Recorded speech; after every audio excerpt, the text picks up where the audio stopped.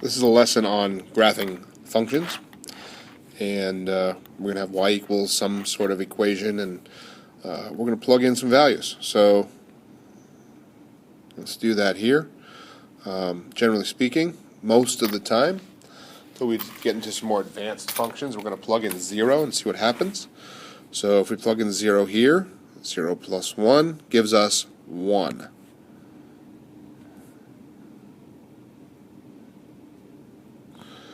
We're going to plug in something else. I like 2, so I'll plug in 2. 2 plus 1 is 3. So I can plug in 3 and I would get out 4. Plug in 4 and I would get out 5. So I think for our first one that's enough to go on 1, 2, 3, 4. 1, 2, 3, 4, 5. Negative 1, negative 2, negative 3, negative 4. I don't really have to label all these points, but you definitely want to label your first couple of values. So we have 0, 1, and we have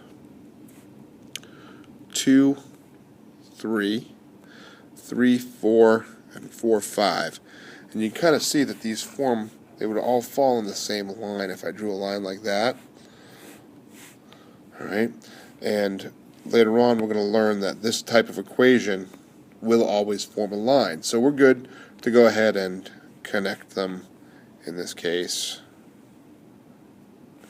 and get that. So that line is graphed, that equation is graphed.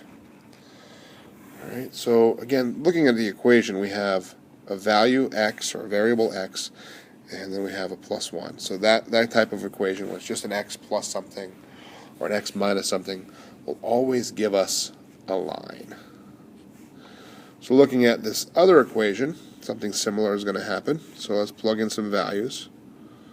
Again, I always love plugging in 0 to see what happens. 0 times 2 is 0, minus 3 is negative 3. And if you want to just go right ahead and graph that or plot that point, negative 1, negative 2, negative 3, there's my point. And here's 1, here's 1, 2, 3.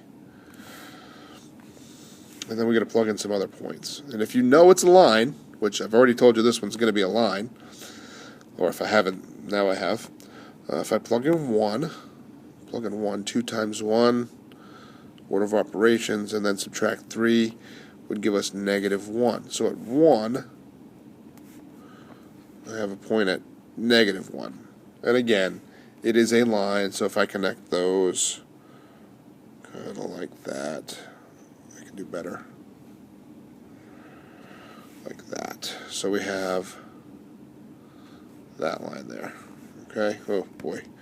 It's a terrible effort. I'll do that instead. So that's what you do if you need to graph a line. So there are some more complicated examples. Let's take a look at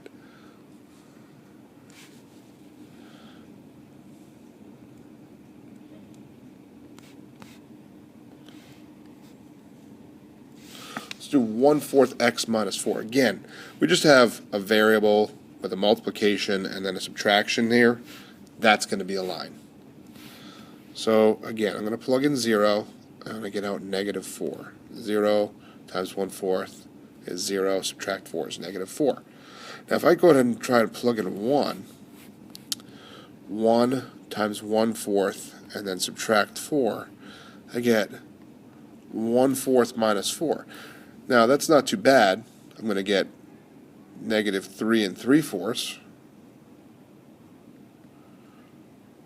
But not many people are going to really enjoy graphing that. So a little trick that you can do is if you plug in the value of the denominator, you should get an integer value out. So I'm going to plug in 4 and see what happens. 1/4 of 4, that's kind of nice. That gives me 1. 1 minus 4 is 3. Negative 3. So we have a bunch of points. Let's plot them. We have 0, negative 1, 2, 3, 4. 1, 2, 3, 1, 2, 3, 4. And then at 4, I'm at -3. So there's my graph there. Now there are some other functions that we could graph, but really looking at what makes an equation a line is probably a good way to finish this one up. So kind of off to the side here, let's look at some equations.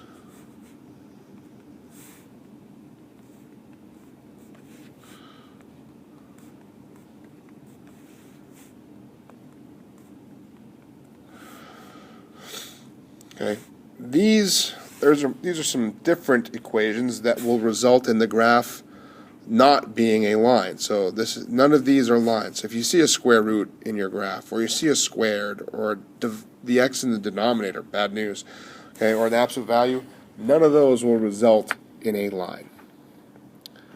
We're looking for, let me give you an equation that would, y equals some number, we'll call it a, actually let's call it m, times the x value, and then plus or subtract any other number.